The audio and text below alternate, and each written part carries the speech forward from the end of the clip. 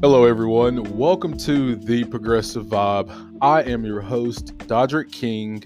Today is September 26th, 2021. This is Season 5, Episode 5, and the title of this episode, News Freestyle.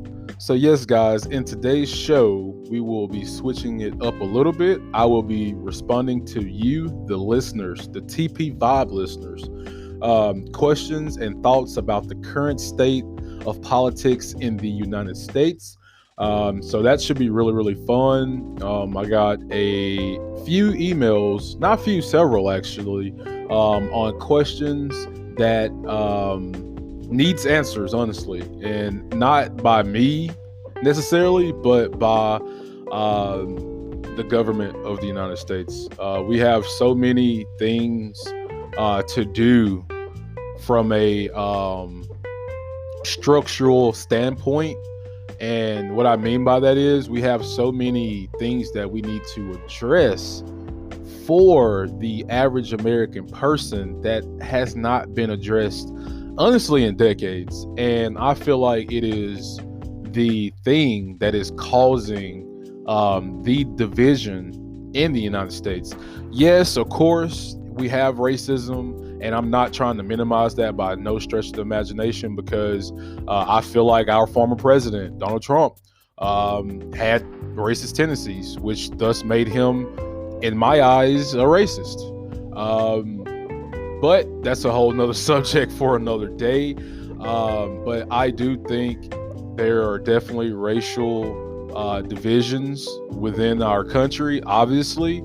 But I do think that the needs and the concerns of the average American person has accelerated that, because it's one thing to not like somebody because of their skin color. And it's also a whole different other thing to not have food on your table to feed your kids, not being able to provide a roof over your head, to have health care, things like that, things that have a lot of Americans worried, and that creates anxiety, depression, and one thing leads to another. And I just think that there's so much things that the American people agree on, and we have these corrupt politicians within our government that continues to, in my mind, feed on that and ruins it for everyone, because everyone's not racist. Everyone's not this person of distrust, because we have a very, very distrust society that we live in, because a lot of people don't trust people for numerous of reasons. And I think the government adds on to that by not delivering when it's time to. And that goes for democratically elected president or a Republican president. It just is a matter of how you address these concerns. So we will talk about that a little bit more in the main show. I'm super excited to get into the questions. But before we get into today's show, we have a little couple of things that I wanted to say before we do that. So first things first, to the listeners of the podcast, I want to say thank you for liking, sharing, and donating to the show, guys. Everybody has just been so nice and welcoming, just to the show, and just to me. I have had people of the show, listeners of the show, reach out to me, and just very, very well received, and it's just truly a humbling experience. So again, guys, I want to say thank you for doing all of those things. It really, really helps, and it goes a long way. However you choose to show love to the show, like I said, it is greatly appreciated. As you know, sharing the Progressive Vibe on social media is the most effective way to get our message out, and it is all totally free of charge. The Progressive Vibe is on all platforms you can listen and get your podcasts. The Progressive Vibe is now on Podchaser. If we have listeners that don't know what Podchaser is, it is super, super cool. It is a platform that empowers podcast discovery for listeners, podcasters, and everyone else. If you want to learn more about Podchaser, go to Podchaser, that's PodChaser.com. And also, the Progressive Vibe is now on Podbean. Podbean is a platform for podcast hosting and monetization. If you are a podcast listener, you can find any of your podcasts that you like to listen to on here. And if you are a podcaster, this would be a great way to promote your show. To learn more about Podbean, go to Podbean, that's PodBean.com. Now, a quick show plug for our listeners before we get into today's show. If you have anything you want me to discuss on the podcast, like we're about to do for this current episode, you can use the hashtag TPVIBE on Twitter. That's TPVIBE on Twitter, or you can send me a message from the contact form on the show's website. Also, if you want to stay in touch with the show, you can enter your email address in the Stay in Touch box to get every new episode delivered straight to your inbox. The show's website is The Progressive Vibe 184-970-366.wordpress.com. Last but not least, if you want to help us make the show and sustain future upcoming episodes, become a monthly supporter on the show's website. And again, guys, as I've mentioned in previous episodes, we have several monthly subscribers to the show, and I'm just so thrilled and so thankful that I have listeners that have took out the time, not only taking out the time, but took out the time in their wallets and have become a monthly subscriber to the show. It truly means a lot. You can do this on the show's website. And again, the show's website is The Progressive Vibe 184-970-366.wordpress.com. And also the link, guys, it should take you to the support tab. It should be all there in one page. So hopefully that helps a little bit. Or if you don't have time to do all that, which is completely understandable, you can be a one-time contributor. You can do this on the show's Cash App. The show's Cash App tag is DAHDEE92. That's DAHDEE 92.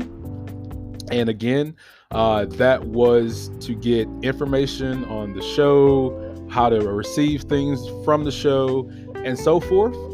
On that note, guys, let's get into today's main show, shall we? See you on the other side.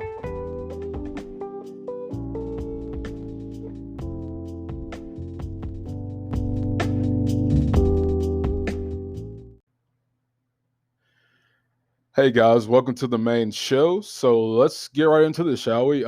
We have several questions from the TP Vibe listeners that I wanted to take a crack at, and just, as they say, off the top of the dome means just answering this straight up, no type of notes, no type of anything. I'm just speaking from a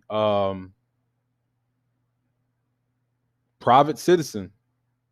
That's how I'm speaking. I'm not speaking as any type of politician, because I'm definitely not that. I'm not speaking from a sense of trying to steer someone this way or steer someone that way. I'm just solely speaking on my eye test, my own views of what's going on in the United States of America. So I will go to this first question. It says, by the TP Vibe listener, how do you feel about the current job that the Biden administration is doing? That's a good question. The current job,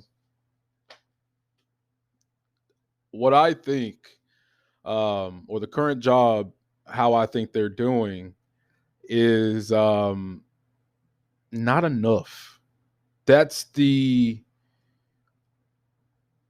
set of words that I use when I think about the Biden administration. Just not enough.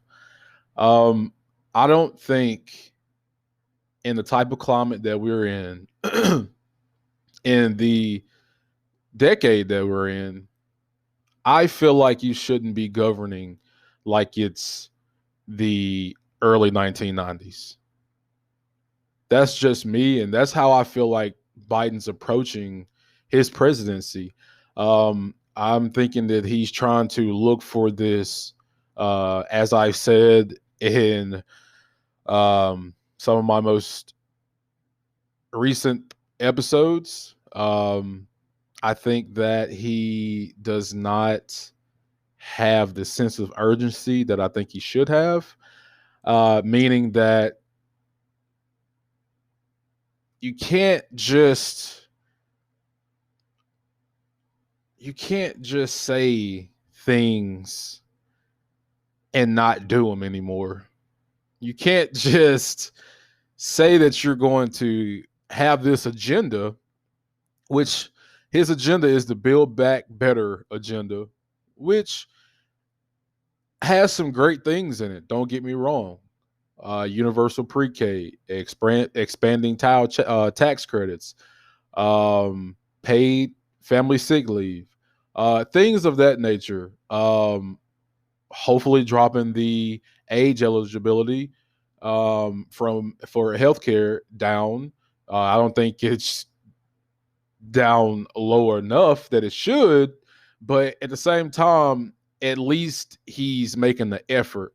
And it seems like this effort has stalled. And again, at the end of the day, you can't be soul searching for the country. The country gave you an answer, which is they elected you president. They gave the Democrats the House. They gave the Democrats, I mean, technically it's a tie, but with the vice president's vote, the Democrats control the Senate. And it just seems like he's so hung up on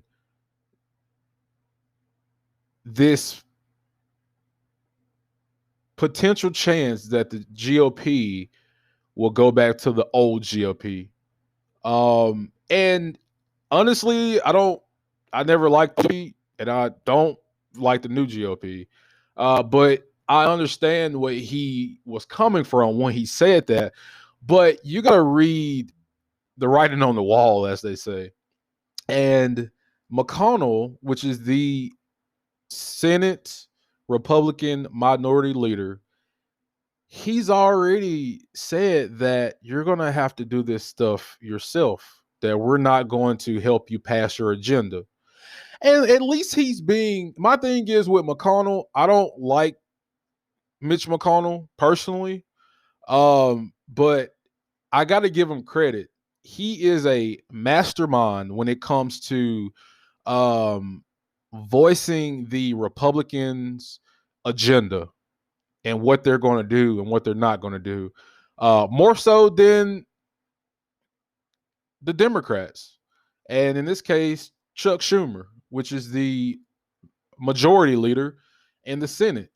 Um, and I just think that it seems sometimes that Mitch McConnell is the one who has the overall last say so in what's going on or how Biden's going to deliver his agenda.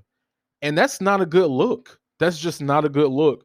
Um, they're they're the Republicans, the GOP. To me, they're just stalling. They're wasting time because they know that the 2022 midterms is right around the corner, and if they can keep Biden and the Democrats from delivering on their messaging,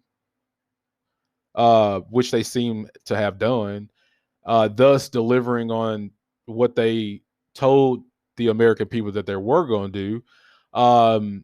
If they keep them from doing that, then yes, obviously, if you put two and two together, the Democrats are going to potentially lose some ground in 2022 because there's been such a stalemate, such a stall with the Biden's administration and his agenda.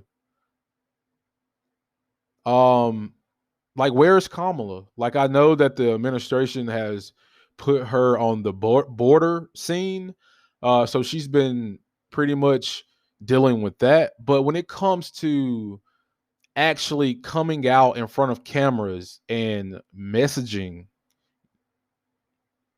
you're not present. You're not around. And you said, meaning Kamala, you said so much on the campaign trail, and now it's just like you're just not irrelevant.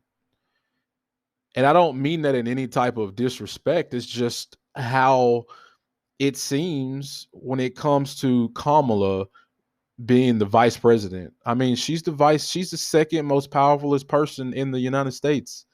And she's not acting like it. I don't she's you know, we got to start playing hardball with people who are trying to play hardball back.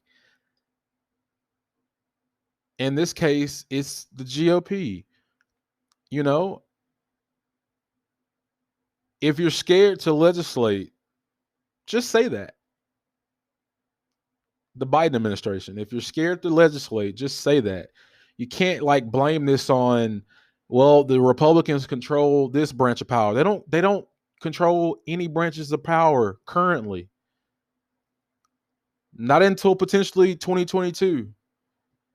And it just frustrates me that this like lackadaisical approach that the Biden administration seems to be doing is a self-inflicted wound. That's kind of how I see it. And I will be glad when and again, it might not happen. I'm just trying to be realistic about the situation. It might not happen. But um this session is almost over. So they have until December, if I'm not mistaken, to pass this 3.5 uh reconciliation bill. And honestly, it should have got passed. It should have been got passed. It should have been got crafted, and it should be voted upon, and it should get passed. And the reason I say this so lightly and easily, because it seems like it's very, very easily for Congress to pass a military spending bill. It gets crafted, it gets passed in a matter of days, and that's that. No matter if it's a multi-million dollar or billion dollar package, it gets passed. And we need to have somebody who's going to meet the concerns, who's going to address the concerns that the American people have. The Democrats and the Republicans constituency agree on the major issues in this country that we face today, no matter if you're a Republican voter or a Democratic voter. But the problem is we have too many conflict of interest politicians in government. And it seems that the Biden administration is slowly seeming like they're being conflicted with the interest that they have. And that interest being their corporate donors. At the end of the day, this is what this come down to. Donors. And if Biden is going to have this Build Back Better agenda that he proposed to the American people before he ran for president on his campaign trail, the things that he said he was going to do for the American people, you have to deliver these things. And you can't be blaming it on the left wing of your party, the progressives. You can't be blaming this on Mitch McConnell's and the GOP, because you have the votes and you have the power and you have the backup by the American people, as the data shows. So at this point, Biden is choosing to do this. Nobody else is making him do this. So again, my response on that question would be, how do you feel about the current job the Biden administration is doing? Not enough. I don't think they're doing not enough. But great question, by the way. Very, very great question. We're going to move on to the second question.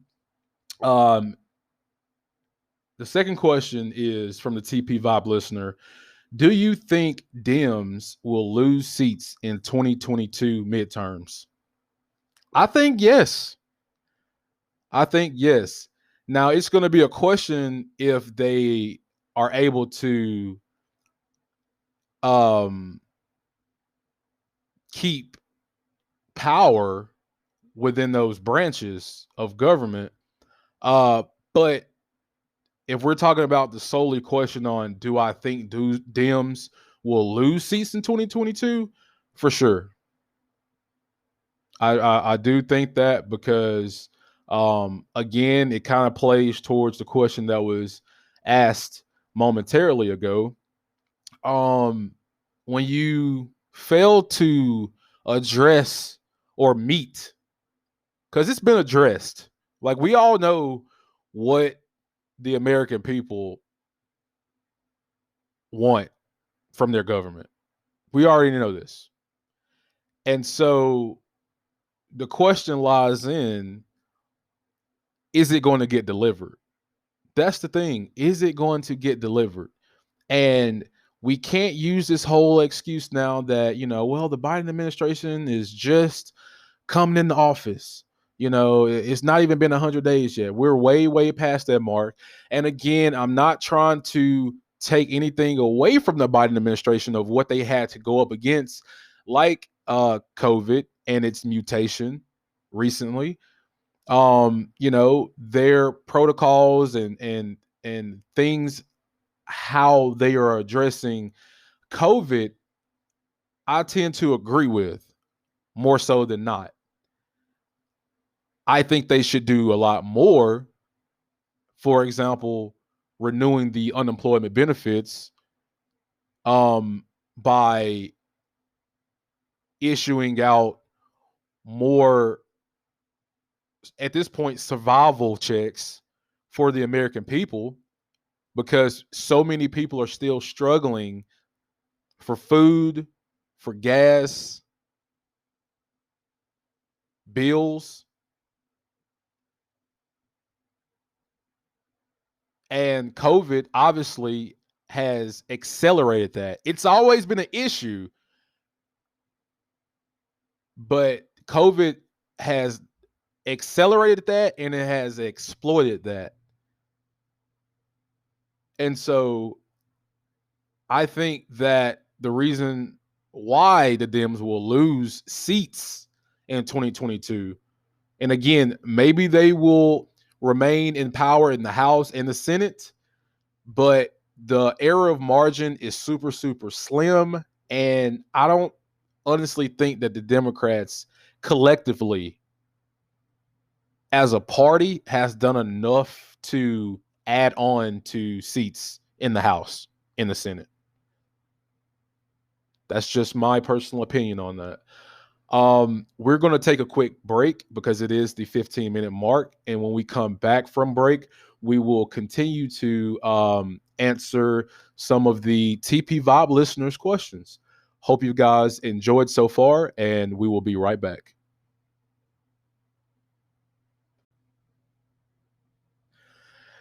Hey guys, welcome back to the show. Let's pick up where we left off. We're going to move on to the next TP Vibe listener question. And this listener asks, what's your thought on COVID mandates? Honestly, my thoughts are on COVID mandates is it doesn't bother me whatsoever. And the reason it doesn't bother me whatsoever is because a virus does not have any type of political affiliation. A virus does not see color in one's skin.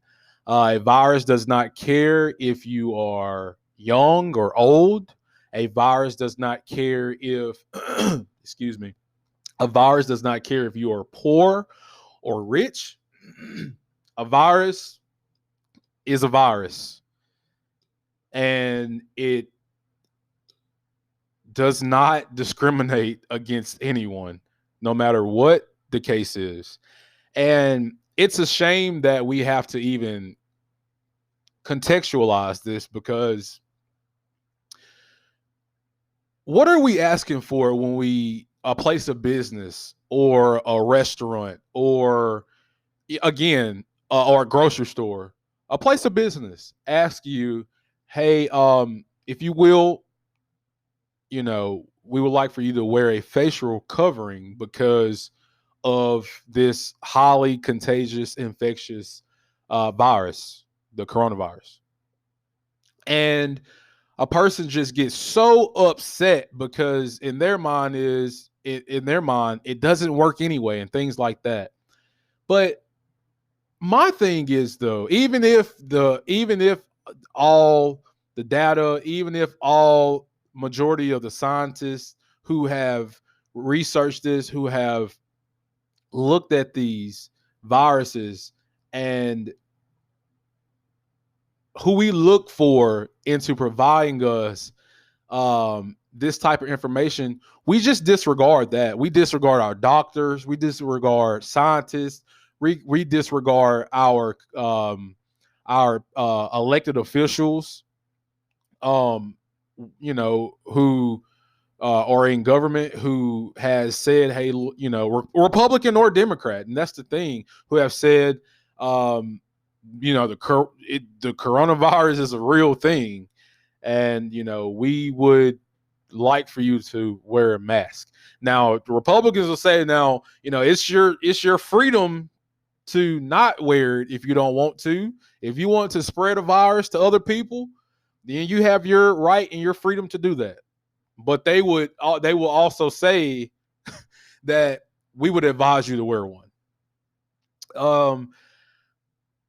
I just don't know where the book stops with the whole thing, meaning your civil liberties are being infringed upon because in a place where you want to spend your money wants you to wear a facial covering because they have employees who can get sick. And if you have employees to get sick, then you won't be able to run a business. And if you can't run a business, then you can't come in and spend your money.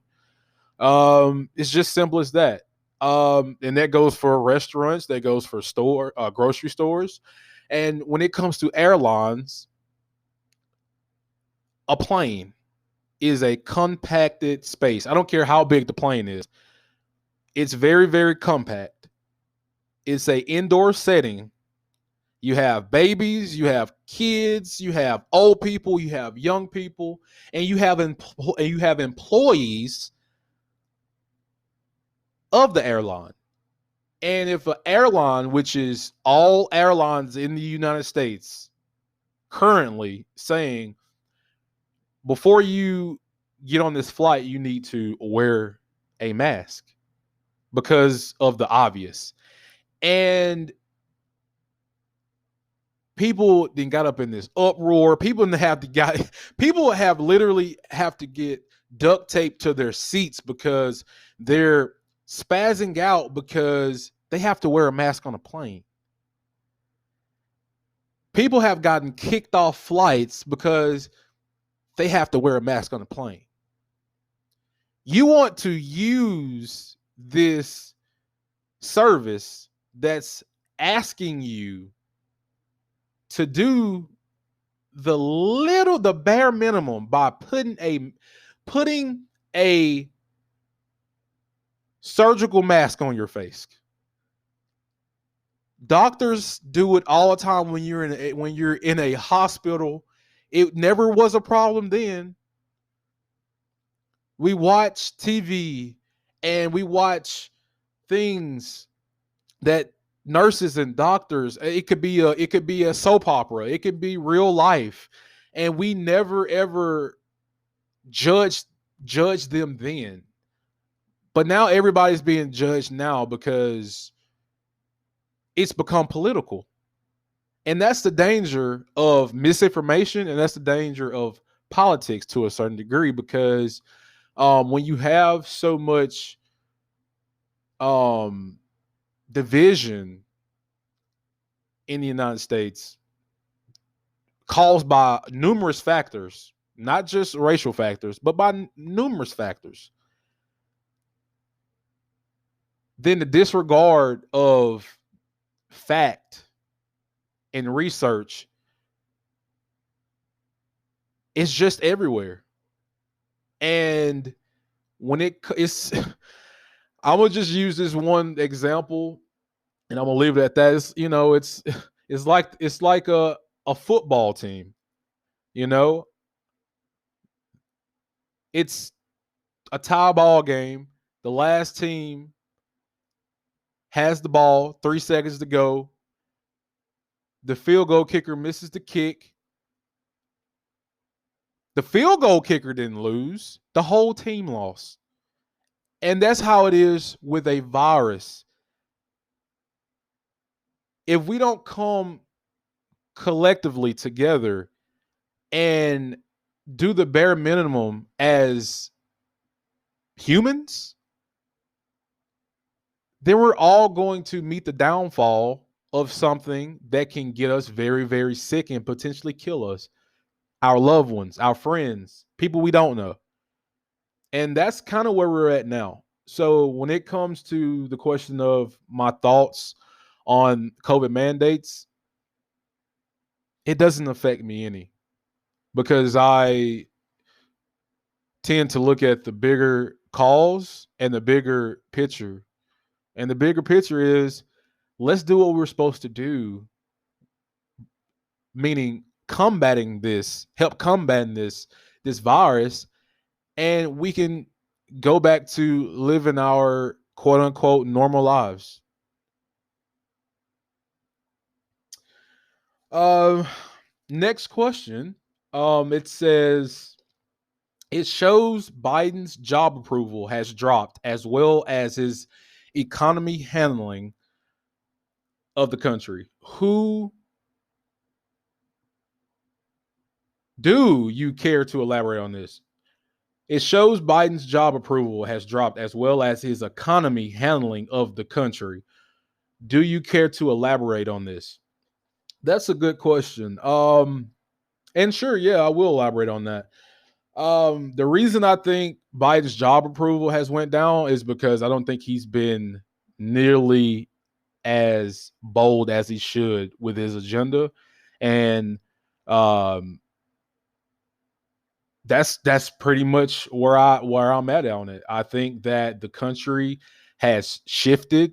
I think the country is more progressive than a lot of um,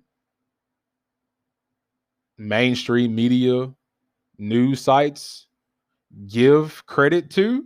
But I do think that the country has shifted in that regard. And I'm not saying that it's shifted more so towards the Democrats or the Republicans, because this is what I mean by progressive. In my book, I mean things that can help move conversation in the country.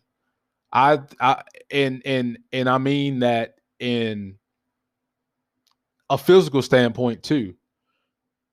We have things that we need to address as a country, and we can't move forward if we don't address this and meet these needs. And that requires us to concentrate on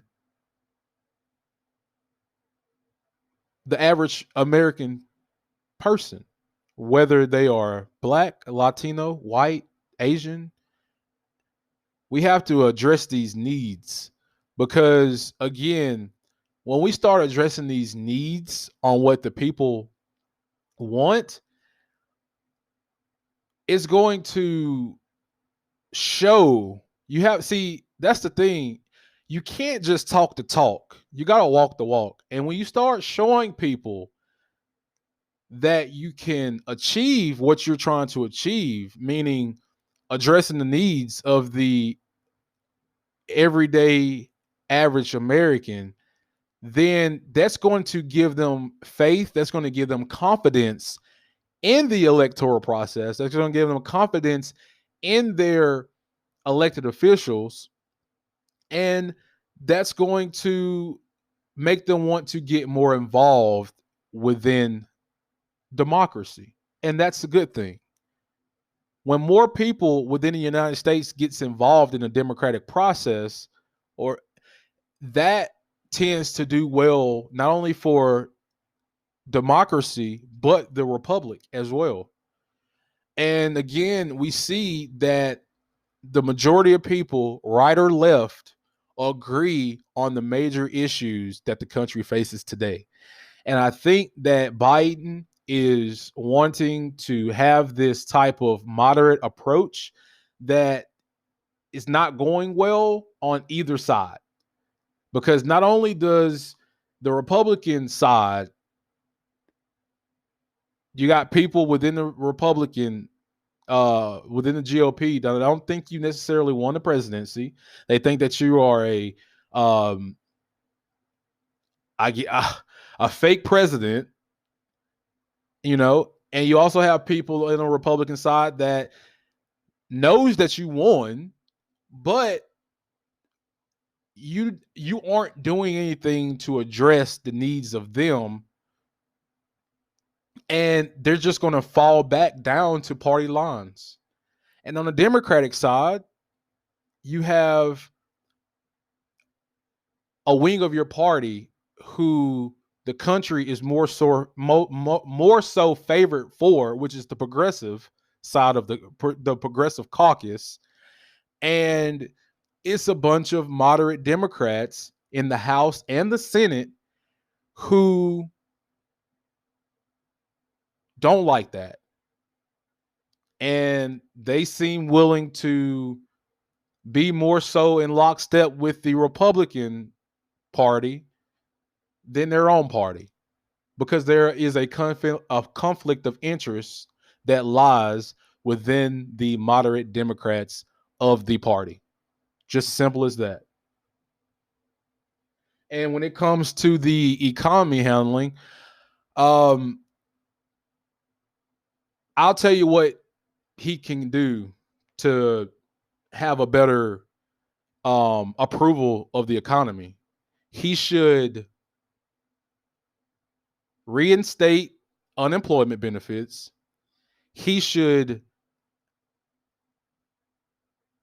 raise the minimum wage federally in this country that's been $7.25 for 12 plus years and counting.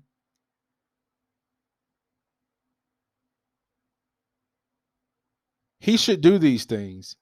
He should get out there and speak towards them, because rich people aren't worried about these things. It's the everyday, and I'm going to keep stressing this point, it's the everyday average American person who is honestly the lifeline of this country. If you don't have people working at these businesses, you're not going to flourish as a country, and you're not going to flourish as in a economic standpoint. You're just not going to do it. If people are getting sick where they can't work, then it's going to cause the economy to tumble.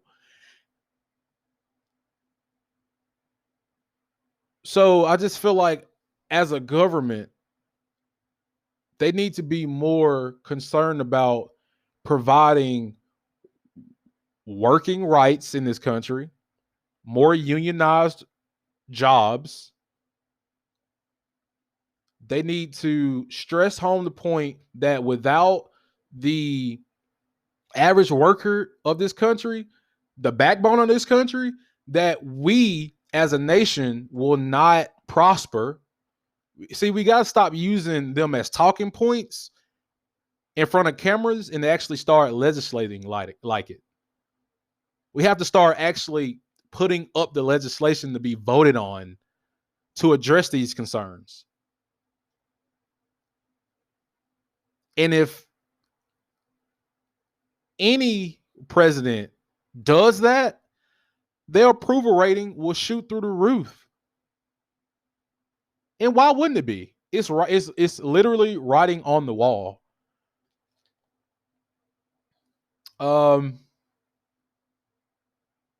Couple more questions. I'm gonna make this quick because we have to take a break. Another question by a TPVIBE listener says, do you really believe Trump lost the 2020 election? And do you think he will run again in 2024? I'm gonna make this one very, very quick. I do think he lost the election, for obvious reasons. And just like I thought that Hillary lost in 2016 when Trump won. It was the same process. The elections were secure, and it's crazy. It's just crazy that like we've gotten to this point to where like we can't even like accept the fact that like a president lost an election. It's wild. It just blows my mind. And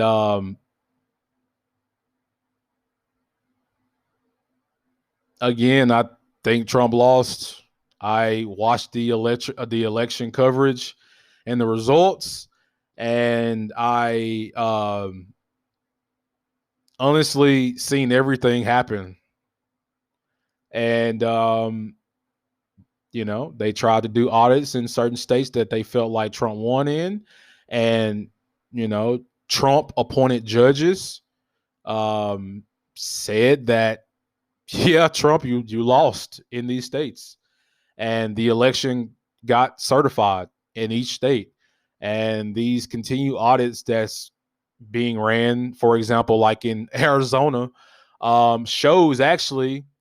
I seen that the audit that they were running actually showed that Trump lost by a bigger margin in Arizona than vice versa, and so um, we have to kind of come back down to earth on some of these things because when you start praising a human, I think that's when you start getting into dangerous territory.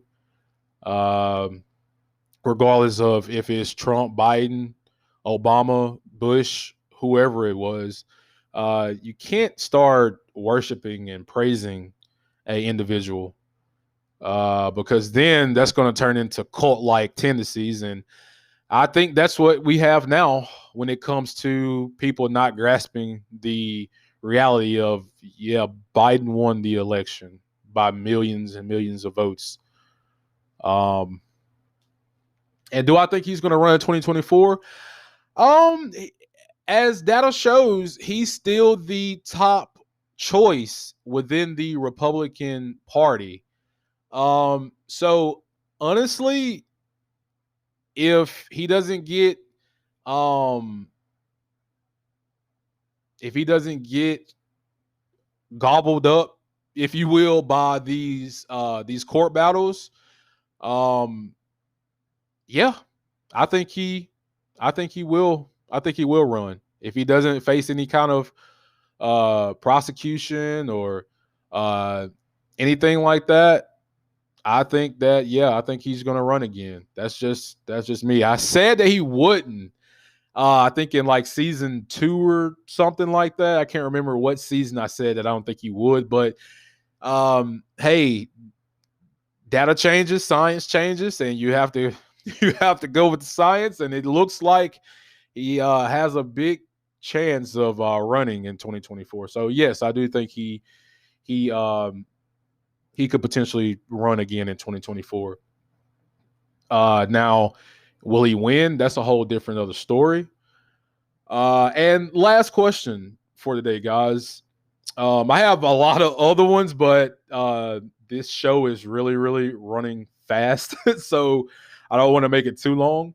The last question from the TP Vibe listener says, "Why do you think tension is still so high in the United States?" The reason I think tension is so high in the United States is we haven't. And again, I'm gonna I want to keep beating this drum. We have failed to address the needs of the average American worker in this country for years, and we can't get upset that it's a lot more people that's getting involved in the voting process and wanting more out of their government. I don't think that's a bad thing at all. Matter of fact, I think the more people you have within the United States to be involved is better, because then you get a better sense on what the country thinks as a whole. And again, the country thinks, just because I tend to support more of a democratic or a left view on things, that doesn't mean that I don't feel the same way as somebody on the right.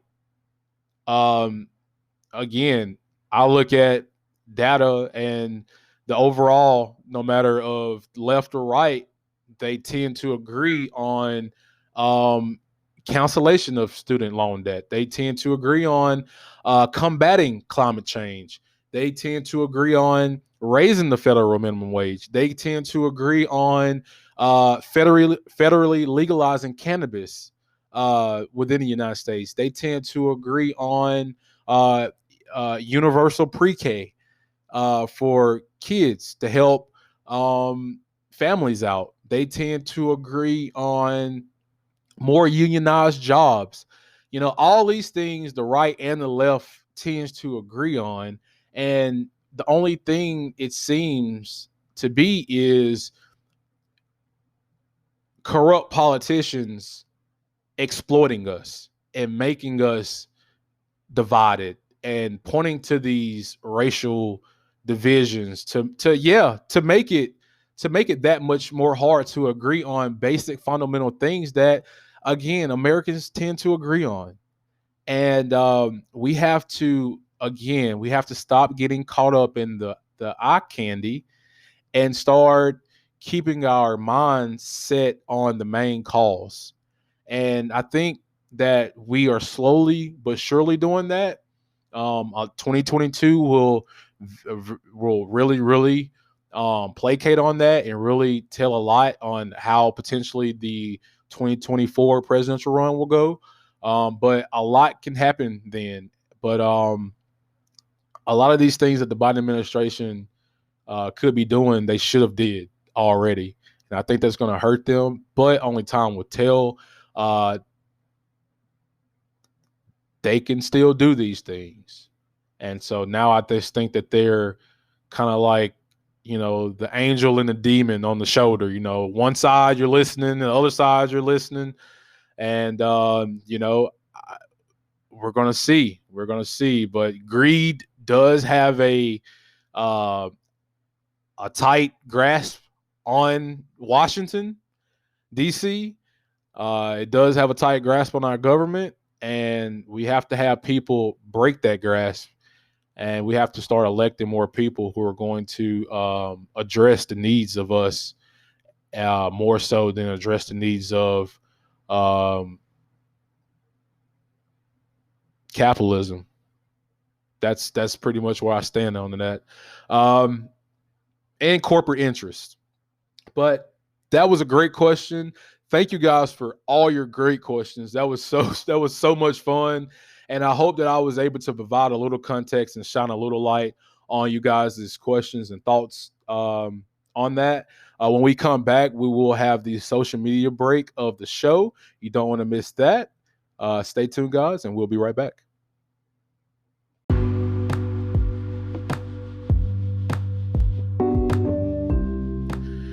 Hey guys, welcome back. This is the social media break of the show, so I do hope you enjoy. Ohio Warren Dems says on Twitter, student loans have been paused for almost 2 years and the world hasn't ended. Cancel them. I do agree. I mean, if you're going to put them on pause, why not just cancel student loan debt? Bernie Sanders says on Twitter, if we were to judge a nation simply by how many millionaires and billionaires it's got, America would be number one, no question. But a great nation is judged by how well it treats its weakest and most vulnerable. We must fight to become a nation of compassion and solidarity. Couldn't agree more. Couldn't agree more.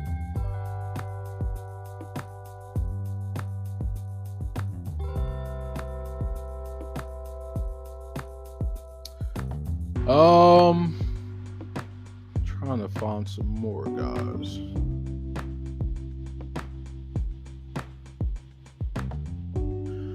Representative Ro Khanna from California says on Twitter, it's outrageous that our government would pour $20.5 billion every year into fossil fuel subsidies while we have a climate crisis. I couldn't agree more. The reason that we can't get those type of things addressed and have any type of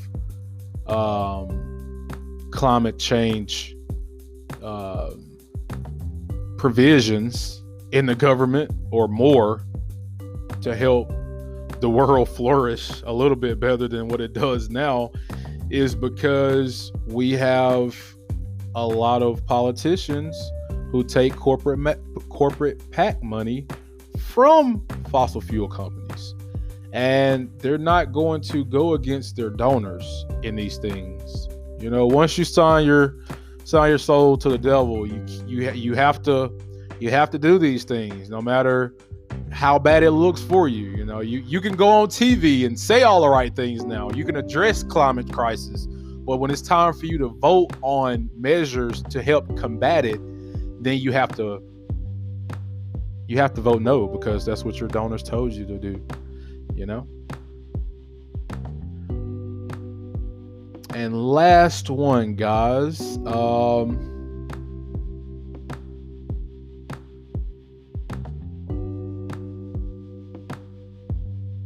Turtle Island native. It was a picture he posted. It was like a meme. And it has this policeman. I can't see what state or what county, but he says protesters shouldn't turn into riots. And it has this other guy who's doing like the shoulder shrug, who's saying arrests shouldn't turn into murders. And man, that's an accurate meme. That's a very, very accurate meme. I wanted to find one that was a little bit more lighthearted before we end this social media break. I got one, guys. We've reached 800 downloads. So credit goes where credit due, and that's to the listeners. I will probably take a screenshot and post it on Twitter and on Facebook. Got to represent the show. We got to represent, right? So again, we are at that 800 download mark. I did say that I was going to post an update when we did hit that goal, and it's been met through this show. So I wanted to thank the listeners, and that's going to wrap it up for the social media break of the show. I hope you did enjoy, guys, and when we come back, we will be closing out the show. Stay tuned, and we will be right back.